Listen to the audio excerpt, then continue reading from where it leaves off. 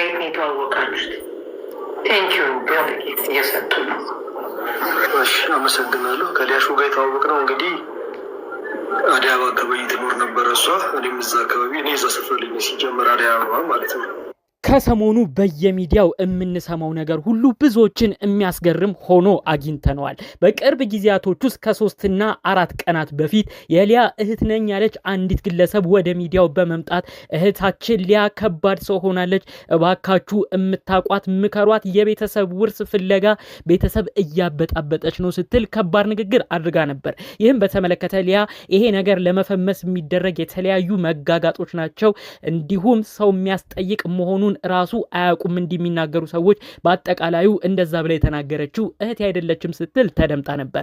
ታዲያ ደግሞ በትናንት በነበረ ላይቭ ብዙዎችም እየተመለከቱት ብዙዎችም ወዲያ ወዲህ ሲሉት ከቆዩት ጉዳዮች መካከል አንድ ግለሰብ ወደ ሚዲያ በመምጣት እኔ የሊያ ባለቤት ነኝ፣ ክዳኛለች፣ ልጁንም እኔ ነኝ የማሳድገው፣ ልጅ የወለደችውንም ጥላ ሄዳለች ሲል ተናግሯል። ብዙዎችም በሁኔታው በመደናቀጥ ሀሳብ አስተያየት እየሰጡ ይገኛሉ። ይህ ግለሰብ የሊያ ባለቤት ነኝ ብሎ የመጣው ብዙ ችንም እያነጋገረ የሚገኘው ግለሰብ ከጂጂኪያ ጋርም በሌላ ጉዳይ ስሙ እየተነሳ ይገኛል። ሁሉንም በዝርዝር እናስደምጣችኋለን። አሁን ሚዲያ መጥቶ ምን አይነት መልእክቶችን ማስተላለፍ እንደፈለገና ብዙዎች ስለተገረሙበት በተለይ ደግሞ ጂጂንና ሊያን የሚያነካካ ከባድ ቤተሰባዊ ግንኙነት በሁለቱም በኩል ስሙ ስለተነሳበት ወሳኝ ነጥቦች እናስደምጣችኋለን።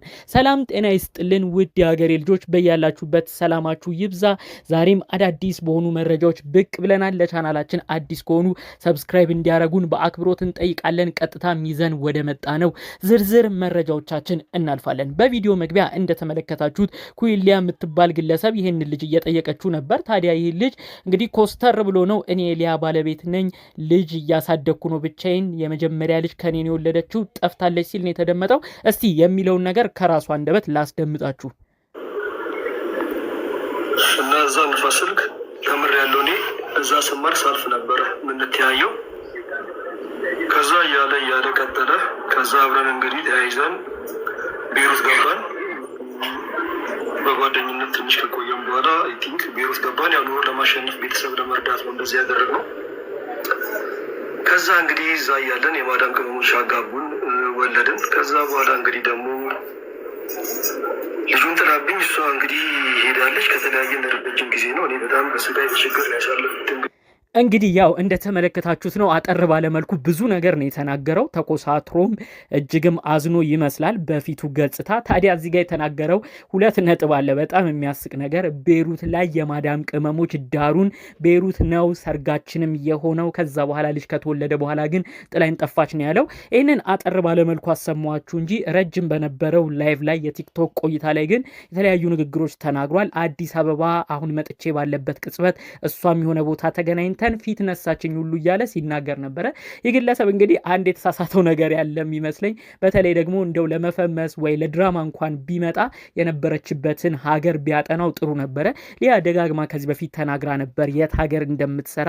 ኦማን የሚባል ሀገር ነበር እንግዲህ በልጅነት እድሜዋ የራሷን ህይወት አሻሽላ የቤተሰቧንም ለመለወጥ ስትል ወደ ስደት የወጣችው። ታዲያ እሱ ደግሞ እዚህ ጋር ቤሩት ነው የተጋባ ነው ብሏል ማለት ነው። ታዲያ ይህን ንግግር በሚያረግበት ወቅት አንድ ወሳኝ ነጥብ ሲሰማ ነበር። ብዙዎች ደግሞ ጂጂኪያ እናቴ ነች ብሎ ይህ ግለሰብ ወደ ሚዲያ መጥቶ ነበር። ታዲያ ፊቱን እንዳዩ ነው ብዙዎች በማስታወስ እረ ይሄ ግለሰብ እኮ በቅርብ ሰዓት ውስጥ የጂጂኪያ ልጅ ነኝ፣ እናቴን አገናኙኝ፣ የእናት ፍቅር ጎዳኝ እያለ ነበር። አሁን ደግሞ ከመቼው ነው የሊያ ባል ሆኖ የመጣው? ከሳሽስ የሆነው ከመቼው ነው እያሉ መልእክት ኮመንት በዛው ቲክቶክ ላይቭ ላይ ሲጽፉ ነበር። ታዲያ እንግዲህ ይህን ቃለ መጠይቅ የምታደርግለት ኩይሊያ እሱ አይደለም እሱን የሚመስል ሌላ ወንድም አለው፣ ያኛው እንግዲህ ስለ እናቱ አውርቶ ይሆናል። ይሄኛው ግን እየፈለገ ያለው ሊያን ነው፣ ሊያን እንዲያገናኙት ነው። ሊያ ክደዋለች። አጠቃላይ ይሄ ግለሰብ መናገር የሚፈልገው ስለ ሊያ ነው ሁሉ እያለች ስታብራራ ነበር ማለት ነው። ይሄ ግለሰብ እንግዲህ ከአንድ ቀን በፊት እኔም ዩቲዩብ ላይ ቪዲዮ ለቅቅ ያለው ቲክቶክ ላይም በጣም ብዙዎች እያሰራጩት የነበረው ጉዳይ ነበር። ጂጂኪያ ጥላኝ ሄደች፣ እኔ ከሷ ምንም አልፈልግም፣ እናቴን አላቅም፣ እናቴን አላገኘኋትም፣ እናቴ ጂጂ ነች እያለ ሲናገር ነበር። ንቅሳት ሁሉ እያሳየ ይኸው ዲር እጅጋየሁ ኪዳኔ ሁሉ እያለ የተለያዩ ነገሮች ስለ ጂጂም ሲያወራ ነበረ። ከዚህ ቪዲዮ በፊት አንድ እሱን በሚመለከት ለቅቄ ነበር። ታዲያ አሁን ደግሞ በምን ያህል ፍጥነት እንደሆነ ባይታወቅም የሊያ ባል ሆኖ ሚዲያ ላይ መጥቷል ማለት ነው። ብዙዎች በሁኔታው በመገረም ሀሳብ አስተያየት ከሰጡት መካከል እባክህ ወንድማችን ትናንትና የጂጂ ልጅ ዛሬ ደግሞ የሊያ ባል እባክህ ለምንድን ነው በዚህ ያህል ደረጃ ራስህን ዝቅ እያረክ እንደዚህ አይነት ቪዲዮዎች የምትሰራው እያሉ ብዙዎች ሀሳብ ሲሰጡት ነበረ። በሌላ መልኩ እኮ መፈመስ ይቻላል፣ አንዳንዴ እንደዚህ አይነት ንግግሮች ከሌላ ሰው ጋር ተጠያቂነት እንዳያመጣብህም ሲሉት ነበረ። ሊያ አንድ ወሳኝ ነጥብ እህቷን በተመለከተ ተናግራ ነበር። እህቴ ነኝ ብላ ሚዲያ መታ ነበር አንዲት ግለሰብ። ታዲያ ሊያ ያለችው እኔ ዝባዝንኬ ውስጥ መግባት ስለማልፈልግ ነው እንጂ ለጠበቃ ብነግረው ለጠበቃዬ ባሳውቀው እሱ ብዙ ጉዳዮችን ገለው ይቺን ልጅ ህግ ላይ ማቆም ይችላል። ለምንድን ነው ሰው ስለ አንድ ሰው ሲናገር አፉን ሞልቶ ደግሞ እርግጠኛ ሆኖ ሲያወራ ለምንድን ነው የማይጠነቀቀው? ህግም ቦታ ያስጠይቀኛል ብሎ ለምንድን ነው የማያስበው? እያለች እንግዲህ እህቴ ነች ብላ ስለተናገረችው ግለሰብ ስትናገር ነበር ማለት ነው። እንግዲህ ይህ ጉዳይ አንድ ቀን ሁለት ቀን እንኳን ሳይሞላው ነው ታዲያ ይሄ ወደ ሚዲያ የመጣው ግለሰብ ደግሞ የሊያ ባለቤት ነኝ ክዳኛለች፣ እባካችሁ አፋልጉኝ፣ ልጅ ማሳድገው ብቻዬን ነው እያለ ሁሉ ሲናገር የነበረው ማለት ነው። እዛ ቃለመጠይቅ ላይ በእርግጥ ኩዊን እየሳቀች ነበረ ቃለመጠይቅ ስታረግለት የነበረው። ሊያ ጥላው ስትጠፋ የተነሱት ፎቶም አለ እያለች ሁሉ የሆነ ፎቶ ከፍየል ጋር ሁሉ እያረገች እንደ ፈን እንደ መዝናኛም እያረገች የተለያዩ ሀሳብ አስተያየት ስትሰጥበት ነበር ማለት ነው። እንግዲህ ይህ ወንድማችን በቀጣይ ምን እንደሚል አብረን የምንመለከተው ይሆናል። አንዳንዴ ግን እኛም መልእክት ማስተላለፍ የምንፈልገው እንደ ቀልድ የሚታዩ ነገሮች እንደ ቀልድ ሊታለፉ ይችላሉ። እዚህ ላይቭ ላይም ይመስለኛል ይሄንን በተናገረበት ወቅት ሊያ ቀልድ በሚመስል መልኩ ኮመንት አድርጋ ወጥታለች። ነገር ግን አንዳንዴ ዋጋ የሚያስከፍሉ በተለይ ደግሞ ቤተሰብ የሚረብሹ ጉዳዮች ናቸው ብለው ከታሰቡ አንዳንድ ነገሮች ያኛው ሰው ወደ ሌላ ወደ ህግ ቦታ ሊሄድ ይችላል። እዚህ ግለሰቡ እንደ ቀልድ ይሆናል የሚናገረው፣ ነገር ግን በዛ በኩል ደግሞ ያለ ቤተሰብን ችግር ውስጥ የሚፈጥር ነገር መስሎ ከታየው ይሄ ነገር የተወራበት ግለሰብ ወደ ሌላ እርምጃ መሄዱ አይቀርም። ስለዚህ እባካችሁ ስለ አንድ ሰው እኔ እህቴ ነች፣ እናቴ ነች፣ ወንድሜ ነው፣ አባቴ ነው እየተባለ ያለ እውነት ያለ ማረጋገጫ እንዲሁ ለሚዲያ ጥቅም ተብሎ ብቻ ስለ አንድ ሰው በተወራ ቁጥር ተጠንቅቆ ማሰቡ ያስፈልጋል የሚለውን መልእክቴን ዛሬ ላይ ማስተላለፍ እፈልጋለሁ።